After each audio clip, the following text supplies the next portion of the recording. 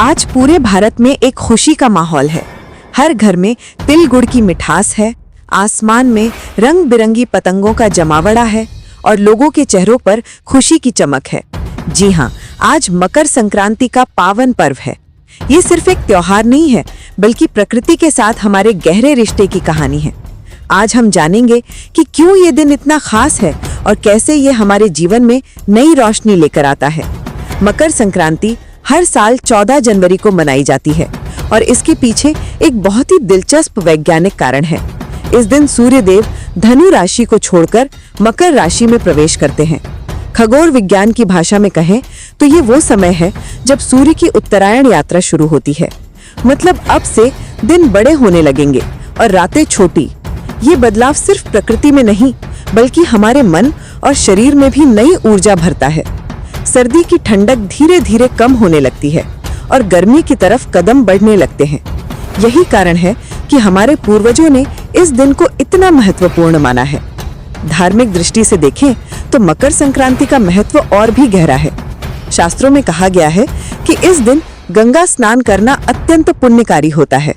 हरिद्वार, प्रयागराज, वाराणसी जैसे पवित्र स्थानों पर लाखों श्रद्धालु पहुंचते हैं। लेकिन सिर्फ स्नान ही नहीं, इस दिन दान पुण्य का भी विशेष महत्व है। मान्यता है कि मकर संक्रांति के दिन किया गया दान अक्षय फल देता है। गरीबों को अन्न, वस्त्र और जरूरत की चीजें देना इस दिन की परंपरा है। ये सिर्फ धार्मिक कर्म नहीं है, बल्कि समाज में प्रेम और सहयोग की भावना बढ़ाने का तरीका भी है। अब बात करते हैं तिल और गुड़ की। क्या आपने कभी सोचा है कि क्यों इस दिन हर घर में तिल गुड़ के लड्डू बनते हैं? दरअसल सर्दी के मौसम में हमारे शरीर को गर्मी और पोषण की जरूरत होती है। तिल में भरपूर कैल्शियम, मैग्नीशियम और हेल्दी फैट्स होते हैं, जो हड्डियों को मजबूत बनाते हैं और शरीर को गर्मी देते हैं।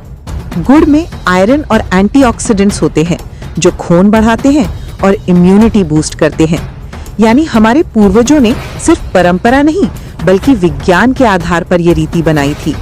जब हम किसी को तिल गुड़ देते हैं और कहते हैं तिल गुड़ घ्या आणि गोड़ गोड़ बोला, तो ये सिर्फ मिठास बांटना नहीं, बल्कि प्रेम और अच्छी भावनाओं का आदान प्रदान है।